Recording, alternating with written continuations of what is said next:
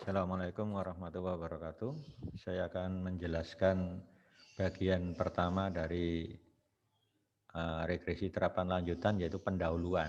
Ini merupakan materi yang mendasari kita belajar tentang regresi terapan lanjutan nanti ya. Itu yang berhubungan dengan respon kategorik ya. Regresi dengan variabel respon kategorik. Ya, pertama kita mengenal distribusi normal. Ini yang sudah Anda dengar berkali-kali ya. Nah, jadi kalau saya punya variabel random Y berdistribusi normal dengan rata-ratanya mu, variansinya adalah sigma kuadrat ya. Variansinya sigma kuadrat. Maka kita bisa menulis notasinya seperti ini. Ya, Y tilde normal mu, sigma kuadrat. Ya. Dikatakan Y berdistribusi normal dengan rata-rata mu variansi sigma kuadrat jika mempunyai fungsi kepadatan peluang atau probability density function PDF ya, seperti ini. Nah, ini sudah tahu ya semua. Ini bentuk PDF-nya distribusi normal dengan rata-ratanya mu, variansinya sigma kuadrat ya, atau simpangan bakunya sigma. Ingat ini. Ya. Domainnya bilangan real, minta hingga sampai tak hingga. Di gambarnya begini, simetri terhadap Y sama dengan mu. Ya. Nah, kemudian distribusi normal multivariat ini pengembangan dari yang univariat. Ya, ini saya ambil dari Rensselaer juga. Kalau Y, jadi Y-nya di sini vektor berdimensi N kali 1, berarti isinya Y1 sampai Yn. Berdistribusi normal multivariat, berarti ada kemungkinan antar Y-nya ini tidak bebas atau bergantung. Ya. Min-nya mu, berarti mu-nya ini tebal. Isinya mu1, mu2 sampai mu-n. Ya, jadi gitu ya. Itu mu1 rata-ratanya Y1, mu2 rata-ratanya Y2 dan seterusnya. Dengan matriks kovariansi sigma. Nah, sigma di sini itu isinya adalah kovariansi dari Y. Nah, jadi isinya apa? Matriks varian kovarian. Jadi ukurannya berapa? Kalau Y-nya berdimensi N kali 1, maka sigmanya berukuran N kali N. Ya, elemen diagonal utamanya itu adalah variansi dari Y, I. Jadi nanti ada variansi Y1, variansi Y2, sampai variansi Yn. Ya. Di luar diagonal utamanya kovariansi antar YI dengan YJ. Ya. Nah itu gambarannya sigma di sini. Jadi kalau saya tanya baris pertama, kolom kedua dari sigma itu adalah kovariansi antara Y1 dan Y2. Baris pertama, kolom ketiga dari sigma ini ya, itu adalah kovariansi antara Y1 dan Y3. Begitu seterusnya. Ya. Nah, kalau elemen-elemen YI-nya ini saling bebas, berarti kovariansinya 0. Maka sigmanya menjadi matriks diagonal. Nah, matriks diagonal. Yaitu elemen di luar diagonal utama 0. Nah, itu kalau dia saling bebas, elemen-elemennya Y ini tadi ya. Nah, ini umum, ini seperti ini. Kalau saya tulis pakai simbol, Y tebal berarti vektor, berdistribusi normal, normalnya ini enggak harus tebal ya, normal, mu, sigma. Mu-nya berupa vektor, sigmanya berupa matrik, gitu ya. Nah, ini bentuk PDF-nya. PDF-nya ini. Ingat, di sini pakai nilai mutlak sigma itu berarti determinannya sigma. Dipangkatkan min setengah. Bisa juga ini saya tulis 1 dibagi akar determinan sigma. Ya, determinan sigma berupa skalar kan bisa dipangkatkan.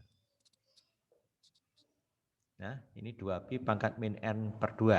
Ya, ini biasanya ada yang menulis 1 per akar 2pi pangkat n. Ya, boleh ditulis begitu. Ya, nah yang penting ini EXP ini komponen dari pangkatnya. Ini yang dikenal dengan bentuk kuadratik. Min setengah, transpos dari Y min mu. Ingat ini tadi vektor kolom, ditranspos jadi vektor baris. Dikalikan inverse sigma matrik, Y min mu vektor kolom. Vektor baris kali matrik kali vektor kolom, jadi ini berupa skalar. EXP dipangkatkan skalar pasti skalar. dikalikan skalar, kalikan skalar, maka peluangnya berbentuk skalar. Jadi sebenarnya PDF multivariat ini atau PDF normal multivariat itu memetakan vektor Y yang berdimensi N kali 1 tadi menjadi bilangan real antara 0, 1. Nah ini bentuk fungsinya seperti ini. Ya, ini bentuk fungsinya. Kemudian kita juga kenal distribusi Chi-square ya, dengan derajat bebas V. Dilambangkan seperti ini. Kalau PDF-nya ini. Ya, ini fungsi gamma. Ya, fungsi gamma, gamma dari V per 2 dikali 2 pangkat V per 2 dikali Y pangkat setengah V min 1. Ya, setengah V min 1 ini minnya enggak begitu kelihatan. Nah, terus dikalikan E pangkat min setengah Y, di mana domainnya positif. Jadi kalau variabel random Y berdistribusi Chi-square, domainnya positif. 0 enggak boleh ya. 0 enggak boleh, negatif juga enggak boleh. Nah, kita kenal juga percobaan Bernoulli. Ini ada 4 kan tahapannya. Pertama, setiap ulangan dilakukan N kali. Setiap ulangannya ini saling bebas. Setiap ulangan ini dikelompokkan menjadi sukses atau gagal. Gitu? Ya, dan saling bebas. Itulah proses Bernoulli. Kalau peluang suksesnya kita lambangkan P, ini tidak berubah antar ulangan. Jadi ulangan pertama peluang sukses P, ulangan kedua kalau peluang suksesnya ya juga P. Kalau peluang gagalnya pakai Q, berarti di percobaan kedua juga Q, begitu. Jadi tidak berubah setiap ulangan. Nah, kemudian distribusi binomial, ini sudah dikenal. Kalau setiap percobaan diulang sebanyak N kali, nah, diulang ya sebanyak N kali, maka domainnya nanti jadi 0 sampai N. Dengan peluang sukses Pi, peluang gagalnya 1 min Pi. Nah, ini kan binomial. Kalau ini saya ganti Bernoulli, berarti Y-nya hanya bernilai 0, 1. Sehingga N-nya jadi 1 nanti. Karena hanya diulang sekali. Kombinasi 1 dengan 0, 1. Kombinasi 1 dengan 1, 1. Maka ini tidak perlu ditulis. Sehingga distribusi Bernoulli cukup Pi pangkat Y dikali 1 min Pi pangkat 1 min Y. Karena N-nya 1. Nah, ini kasus khusus dari binomial. Ya. Kemudian distribusi multinomial. Ini berhubungan dengan regresi ordinal nanti. Nah, jadi kalau saya punya Q kejadian dengan peluang masing-masing Pi1, Pi2 sampai Pq. Jadi E1 itu peluang terjadi Pi1, E2 peluang terjadi Pi2, EQ peluang terjadi Pq. Ya, maka variabel random Y1, Y2 sampai YQ ini berdistribusi multinomial. Ya, berdistribusi multinomial, di mana menyatakan banyaknya kejadian E1, E2 sampai IQ terjadi dalam N ulangan yang saling bebas. Gitu ya. Jadi setiap kejadian ini tidak ada hubungan, itu asumsinya. Dan masing-masing berpeluang Pi1, Pi2 sampai Pq. Y1 itu menyatakan apa? Banyaknya kejadian E1 yang terjadi dalam N ulangan yang independen. Nah, itu maknanya. Y1. Apa Y1? Banyaknya kejadian E1 yang terjadi dalam N kali ulangan yang independen. Nah, Y2. Banyaknya kejadian E2 yang terjadi dalam N ulangan yang independen. Dan seterusnya. Sehingga di sini parameternya ada Pi1 sampai Pq serta N. Nah, yang penting apa? Nilai Y1 tambah Y2 sampai YQ itu harus sama dengan N. Namanya permutasi berulang. Rumusnya ini N faktorial dibagi Y1 faktorial kali Y2 faktorial sampai YQ faktorial. Nah, ini kan bukan matrik ini ya, hati-hati. Dikali Pi1 pangkat Y1, Pi2 pangkat Y2. Ya. Ya, sampai ini. Jangan lupa Pi Q ini ada hubungannya dengan Pi sebelumnya. Kalau ingin tahu Pi Q itu sama dengan 1 dikurangi Pi1 kurangi Pi2 sampai Pi Q min 1. Sehingga cukup fungsi PDF-nya nanti fungsi dari P1 sampai P-1 saja. Nah, yang ini karena bisa diganti menjadi P1, P2 sampai P-1. Jadi kalau kategori Y-nya itu katakan 3, nah, hanya ada kejadian E1, E2, E3, Y-nya Y1, Y2, Y3, maka P3-nya ini bisa diganti 1 dikurangi P1 kurangi P2. Nah, lebih sederhana. Kenapa demikian? Karena total peluang itu sama dengan 1. Jadi peluang P1, P2, P itu kalau dijumlah itu harus 1. Ya. Sedangkan syarat kedua ini, total YI-nya ini harus N. Ya. Ya, ini silakan, ini di kuliah dasar sudah saya berikan ini, multinomial ya, statistika 1. Ini ada teorema pendukung, ini yang berbau matematik, ya ini enggak saya bahas lah ya. Berbau statistik aja. Nanti kalau cari ini terlalu dalam ya. Pertidaksamaan Jensen ini masih berbau matematik meskipun tertulis di textbooknya statistik. Nah, di Green dia cuma mengutip aja. Nah ini maknanya apa? Fungsi dari ekspektasi XN, ya, fungsi dari ekspektasi XN itu lebih besar atau sama dengan ekspektasi dari fungsi XN itu sendiri. Ini namanya pertidaksamaan Jensen. Ya. Fungsi konkav itu fungsi yang cekung. Gitu, kalau konveks yang cembung. Ini ya. Itu penjelasannya. Nah ini yang ada di StatMat. Ya, tahu StatMat berapa ini? Ya, fungsi pembangkit momen. Nah ini buktinya saya tuliskan sini. Kalau saya punya variabel random X berdistribusi normal dengan rata-ratanya mu, variansinya sigma kuadrat, gitu, maka fungsi pembangkit momennya ditulis mxt exp ini, ya, gitu ya, exp ini. Jadi exp-nya mu t plus setengah sigma kuadrat t kuadrat. Ingat aja ini. Buktinya ini. Kalau variabel random X berdistribusi normal mu, sigma kuadrat, maka FKP-nya atau fungsi pembangkit momennya ya, bukan FKP ya, FPM ya, fungsi pembangkit momennya seperti ini. Lambangnya M besar, indeks X, T.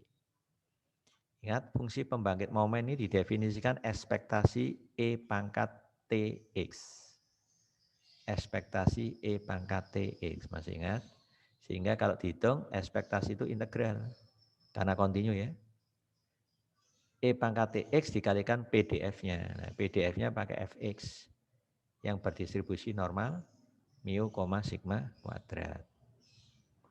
Nah, tinggal ganti domainnya apa? Domainnya X, minta hingga sampai hingga. E pangkat TX dikali Fx, Fx-nya kan ini, yang distribusi normal umum tadi ya. Nah, ini tinggal dimodifikasi secara aljabar, ini saya uraikan, gitu. Ini saya gabung dengan itu.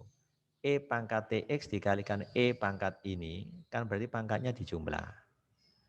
Nah itu kalau saya jumlah jadi ini. Ini dibentuk kuadrat sempurna, ya, suku X-nya dikumpulkan jadi 1, dibentuk kuadrat sempurna, nanti terpecah jadi 2 komponen, ini sama itu. Yang di sini saya masukkan ke integral, kenapa? Karena mengandung X. Nah, yang tanpa X saya keluarkan. Yang saya keluarkan ini bisa disederhanakan jadi begini. Nah ini kok hilang. Nah perhatikan, ini bisa saya tulis X min mu plus sigma kuadrat T kuadrat pangkat 2 per 2 sigma kuadrat. Ini berarti distribusi normal juga ini. Cuma rata-ratanya bergeser, mu plus sigma kuadrat T kuadrat. Oh, mu plus sigma kuadrat T. Rata-ratanya bergeser ke situ. Karena ini bisa ditulis X min kurung buka mu plus sigma kuadrat T. Simpangan bakunya tetap, hanya bergeser posisi rata-rata. Berarti ini tetap normal. Jadi kalau diintegralkan, normal terhadap domainnya pasti 1 kan. Nah, 1 dikali itu berarti kan ketemu itu. Itu tadi saya sederhanakan jadi ini. Nah, silakan ya, nanti kalau Anda belajar ini akan ketemu di StatMat 1 atau Di probabilitas saya tidak tahu ya, nanti akan dapat itu. Nah, berikutnya ini ada teorema yang juga berhubungan dengan statistik sebenarnya. Jika variabel random X berdistribusi normal mu, sigma kuadrat, maka rata-rata sampel random yaitu X bar berdistribusi normal juga. Rata-ratanya tetap mu, nah, sama, tapi variansinya sigma kuadrat per N. Yang dikenal dengan distribusi sampling rata-rata. Masih ingat ya? Kaitannya itu. Nah ini dibuktikan dengan fungsi pembangkit momen. Kalau tadi fungsi pembangkit momen dari X, sekarang fungsi pembangkit momen dari X bar. Nah, dari MX bar T. Apa definisinya? Ekspektasi dari E pangkat X bar kali T. Kan gitu, nggak berubah dong. Cuma nulis pangkatnya saya pakai EXP. Kalau tadi pakai E pangkat, boleh silakan.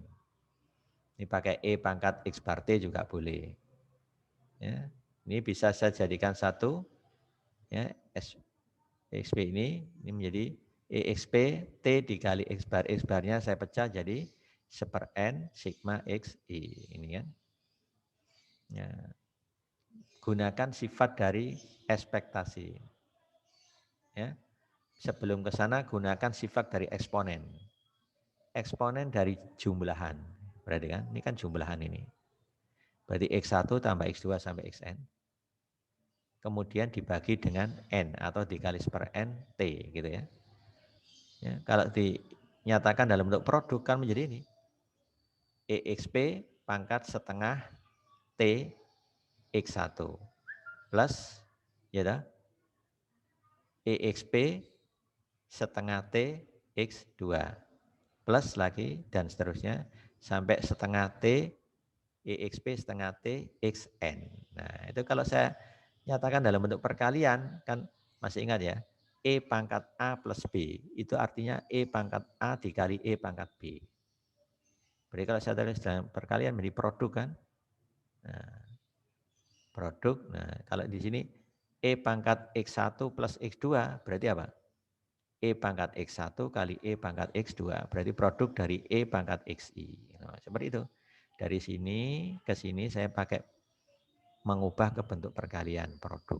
Sama kan? Nah, ini sama dengan ini ya. Nah, ini ekspektasi dari produk itu sama dengan produk dari ekspektasi. Kenapa bisa dilakukan tukar tempat begini? Karena independen. Jadi sampel random kan? Sampel random kan berarti independen. Pengamatan X1, X2 sampai Xn-nya. Maka boleh tukar tempat. Ekspektasi produk jadi produk dari ekspektasi. Nah ini saya gunakan teorema ini tadi. Ya, ini, ya. Saya gunakan di situ, maka berubah jadi seperti ini. Ya, produk dari MXI T per N. Ya, jadi yang dipandang di sini adalah EXP M XI, XI-nya tetap ini menjadi T per N atau seper NT. Nah, seper NT. Jadi fungsinya diganti ini. Jadi di sini T-nya saya ganti dengan T per N. Nah, T-nya saya ganti T per N. T-nya saya ganti T per N. Maka jadilah begini. Nah, ini tidak lain apa? MGF dari normal. Ini tadi. Teorema 1, 2 dipakai di sini. Nah, ini kalau diure menjadi EXP dari jumlahan. Ya. Ini kan perkalian dari eksponen. Ya, perkalian dari eksponen itu sama dengan EXP dari jumlahan eksponennya loh. Jumlahan eksponennya. Nah, kalau sudah, ini bisa diselesaikan. Jumlahan dari eksponen ini. Ini menjadi apa? Mu T per N, berarti kan? Dijumlahkan sebanyak N. Ini enggak mengandung indeks I kan? Berarti sama aja ini skalar. Skalar dikalikan N. Ini kalau ini saya kalikan N jadi mu T kan? Nah, mu T. Nah ini juga enggak mengandung I. Sama aja ini dikalikan dengan N. Maka ketemu apa? Per 2N. Sigma kuadrat T kuadrat. Nah ini menggambarkan apa? Distribusi dari X barnya rata-ratanya tetap mu. Variansinya ini kan asalnya dari setengah sigma kuadrat per N T kuadrat. Berarti variansinya berubah sigma kuadrat per N. Nah itu cara membuktikan secara benar. Nanti kalau Anda keluar di ujian ya bisa buktikan dengan cara ini. Ini pembuktian MGF untuk variabel random X bar rata-rata. Ya. Nah, teorema limit pusat ini sudah sering Anda dengar. Ya, ini tidak saya buktikan, langsung aja gunakan di hot at all ya. Hot Crick gitu ya. Ada Crick salah satunya. Nih, kalau saya punya variabel random, ini berupa sampel random dari suatu distribusi yang nggak tahu distribusinya dari mana, tidak harus diketahui, asalkan diketahui rata-ratanya mu, variansinya sigma kuadrat, maka variabel set n yang dibentuk dari sampel random tadi akan menghampiri distribusi normal baku. Rata-ratanya 0, variansinya 1, atau simpangan bakunya 1. Gitu ya, teorema limit pusat. Nah, bentuknya ini. X bar, ini kan diperoleh dari sampel random tadi, saya hitung rata-ratanya ketemu X bar. Dikurangi mu, nah, itu dari populasi, ya, kemudian dikali akar N. Ya, per sigma. Masih ingat ketika Anda belajar distribusi sampling, ya, di statistika 1, ini kedua ruas pembilang penyebut saya bagi akar N. Bentuknya kan menjadi X bar min mu dibagi sigma per akar N. Loh, kan itu kan yang saya jelaskan di teorema limit pusat, distribusi sampling. Ya, kan sama. Cuma per akar N-nya saya lempar ke atas jadi akar N kali. Gitu ya, sama aja versi penulisan. Ya, kemudian teorema limit pusat Lindenberg. Nah, ini ada di statistik. Ya, statistik teori ya. Nah, kalau saya punya variabel random X 1 sampai Xn dengan PDF-nya itu Fx, rata-ratanya mu, dan variansinya sigma kuadrat yang berhingga, ya, maka rata-rata dari sampel random itu, ya, X barnya dan X barnya ini rata-rata dari sampel random tadi, maka akar N X bar min mu gitu, akan menghampiri distribusi normal 0, sigma kuadrat. Ini sebenarnya dari sini. Dari sini. Ya. Rata-ratanya nanti akan menjadi apa namanya? 0, variansinya menjadi sigma kuadrat. Ini yang dikenal dengan teorema limit pusat Lindenberg-Levy. Ya. Ini yang menurunkan 2 orang ini. Ya. Nah, ini kita tinggal pakai aja. Ya. Kalau mau buktinya ini, buktinya silakan pelajari sendiri ya. Nanti kalau Anda belajar statmat 1 ya, atau di pengantar probabilitas ya, bisa dicek ya. Nah, pertidaksamaan Markov ini yang berbau matematik, nggak usah. Tapi ini sebenarnya digunakan juga. Ya. Jadi kita nggak terlalu membuktikan semua, yang penting tahu prinsipnya aja. Ya, ini hubungannya bahwa peluang ini ya, namanya pertidaksamaan Chebyshev. Ya. Ini buktinya juga saya tuliskan. Ya. Dulu ketika saya ngajar di matematik, dia skripsinya ngambil bidang minat statistik. Nah ini saya minta, ya ini saya minta. Karena orang matematik itu yang ditanyakan ya menyangkut teori juga. Karena waktu itu yang uji juga dari matematik, gitu ya. Nah ini Anda sekedar tahu aja, ya gitu. Ini landasannya seperti ini, ya. Kemudian teorema rule, ini juga ada di kalkulus, teorema nilai rata-rata. Ya. Nah ini mulai nanti masuk ke maksimum likelihood-nya. Nah ini yang penting ini. Ya.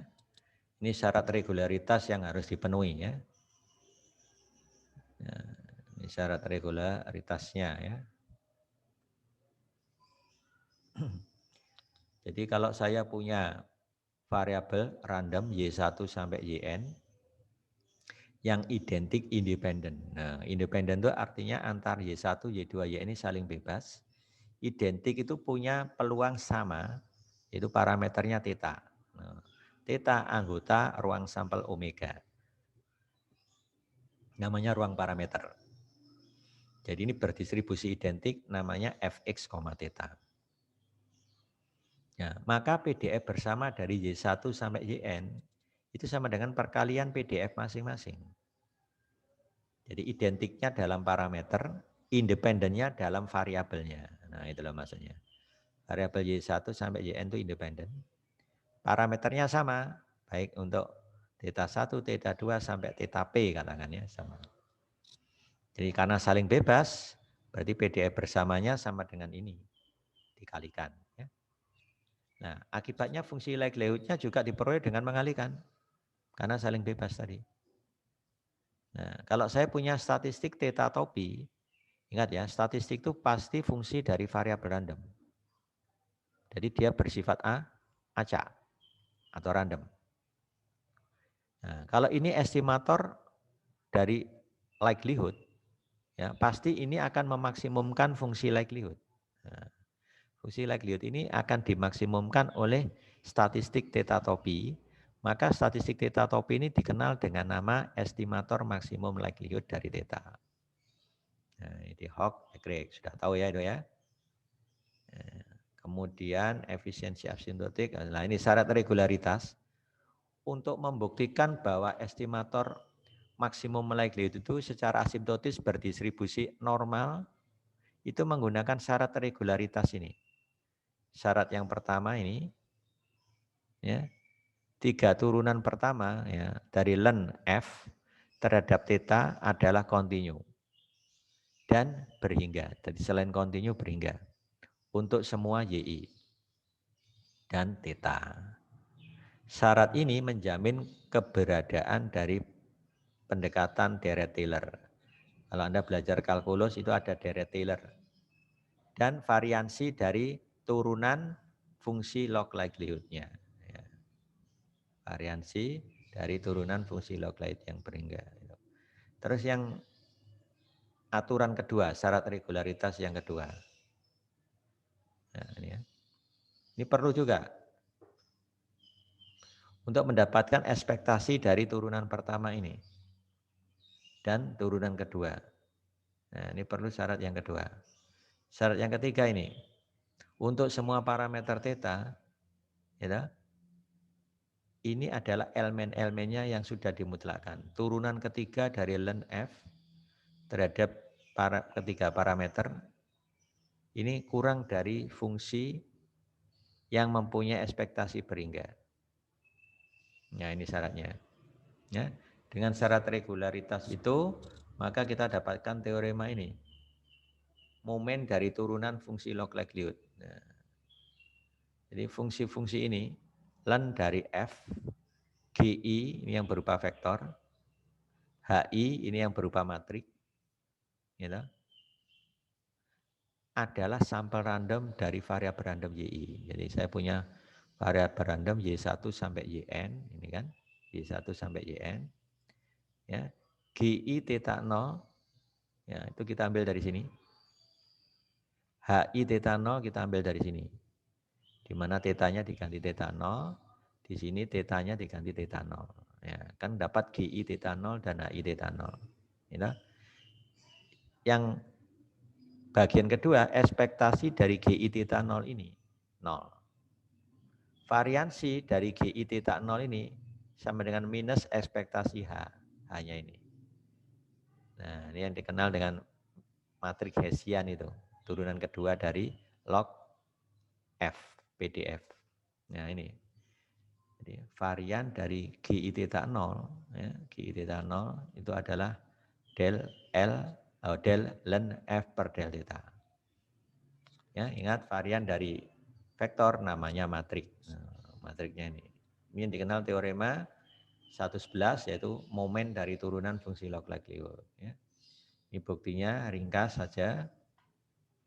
Nah, yang ketiga, nah matrik informasi lah ini yang berhubungan dengan ini di kuliah minggu depan kita sudah mulai masuk model regresi logistik biner atau model logit biner. Kita akan menggunakan ini. Matrik informasi Fisher, ya. Ya, matrik informasi besar. Tadi saya sudah mendefinisikan ini ya, fungsi log likelihood didefinisikan sebagai L. Sebagai L. Theta syarat Y. Jadi fungsi likelihood itu yang ditonjolkan parameternya. Dia merupakan fungsi dari parameter apabila Y-nya diketahui. Gitu. Kalau ini saya log, ini biasanya saya tulis dengan L cantik. L cantik theta syarat Y. Gitu ya. Theta syarat Y. Itu sama dengan sigma dari len PDF-nya. Ini ya. Nah, PDF-nya ini apa? Kalau asalnya normal ya pakai normal. Gitu. Ya. Ini persamaan 1, 3. Ini geser posisi. Sekaligus saya tekan aja. Nah, gini ya. Nah, kemudian dari persamaan 1, 3 ini saya bisa menggunakan teorema 111 poin D1 sehingga dapat vektor G. Ya, ini kalau diuraikan jadi begini atau sigma GI. Ya, kemudian dari yang teorema 111 D1 D2, tetanya saya ganti theta 0, maka dapat ini. Ya, ini kita gunakan di sini dapat 1, 5. Nah, kita gunakan teorema 111 tadi ya. Kemudian kita juga dapatkan matrik H-nya ya. Nah, ini matrik H-nya dapat. Ya.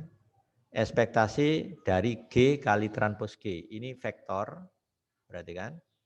Ini vektor baris. Kalau dikalikan berbentuk matrik. Untuk tetanya sama dengan theta 0. Ini ada theta. Ya, ini enggak kebaca ini. Jadi ketika tetanya saya isi theta 0, ya, nilai parameter awal tadi, nilai sesungguhnya maksudnya, maka kita dapat ekspektasinya G kali transpos G. Nah, jadi seperti ini. Ya, ini berupa matrik ya.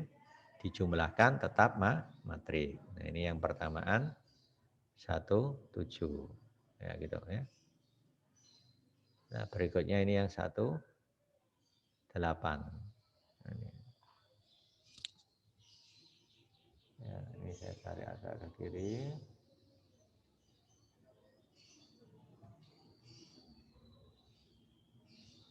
Ya, gitu ya.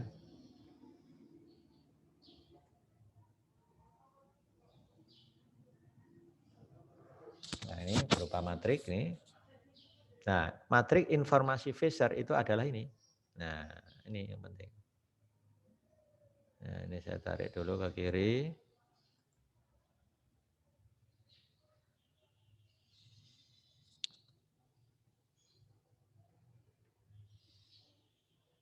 Nah, ini dikenal dengan matrik informasi Fisher. Jadi ingat ya, matrik informasi Fisher itu sebenarnya ekspektasi. Turunan kedua dari len likelihood terhadap parameternya tadi. Ini berupa matrik ini. Ya, theta 0 berupa vektor kolom, theta 0 transpos vektor baris berarti matrik. Ya, jadi minus ekspektasi ini. Biasanya turunan len likelihood terhadap parameter ini hanya bergantung pada apa? Pada parameter theta. Ya, pada parameter theta ini nanti. Ya. Makanya yang diestimasi pasti tetanya. Ini kaitannya dengan itu. Ya, ini abaikan aja bersamaan likelihood-nya. Nah, intinya nanti sifat-sifat asimptotisnya. Nah, ini yang kita gunakan. Poin akhirnya itu kita belajar regresi terapan lanjut, yaitu membahas tentang regresi dengan respon kategorik. Ini sebenarnya yang kita gunakan. Ini banyak yang belum mengetahui ini. Ya. Orang-orang statistik wajib tahu ini. Ya, ini penting ini. Sifat estimator maksimum likelihood. Yang pertama, plim theta topi sama dengan theta 0. Ini artinya probabilitas limit. Jadi kalau sampelnya berukuran besar, N, kita dapatkan estimator maksimum likelihood namanya theta 0. Gitu ya, ini namanya estimator maksimum likelihood theta 0. Maka plim dari theta topi itu sama dengan theta 0. Nah, theta 0 itu adalah nilai yang kita peroleh dari estimator maksimum likelihood tadi. Ya, ini artinya ini tuh ya ini. limit n menuju tak hingga, probabilitas nilai mutlak dari theta topi min theta 0 kurang dari epsilon. Epsilon ini bilangan positif yang kecil sekali. Itu sudah mendekati 1. Ini berarti memberi jaminan bahwa theta 0 ini, theta topi ini sudah sangat dekat dengan theta 0. Ya, karena peluangnya hampir 1 ini. Hampir 1. Berarti kita yakin bahwa estimator maksimum likelihood itu sebesar theta 0 gitu, dengan peluang hampir 1, hampir 100%. Ya kan? Nah ini bahasa filosofinya seperti itu. Plim itu. Ketika sampel kita ambil, makin besar sampelnya makin baik. Maka estimator maksimum likelihood akan menghampiri theta 0. Dan yang menarik ini, M2 ini, secara asimptotis theta 0 ini, theta topi ini atau estimator maksimum likelihood ini menghampiri distribusi normal. Jadi distribusinya eksak. Dengan rata-ratanya theta 0, ya, ini syaratnya theta 0, dan kovariansinya inverse dari matrik informasi Fisher. Informasi Fisher tadi minus ekspektasi del 2 ln F per del theta 0 transpose. Ya, gitu ya. Nah, lengkap sudah ini informasinya ini. Ya, dengan ini saya turunkan aja nulisnya. Nah, gitu. Dengan informasi Fisher-nya ini. Nanti ini berbentuk matrik, setelah itu kita invest. Ya. Inilah hal penting sebelum kita masuk ke model regresi dengan respon kategorik. Ya. Saya kira ini yang penting harus saya jelaskan di pendahuluan. Baik, saya akhiri. Assalamualaikum warahmatullahi wabarakatuh.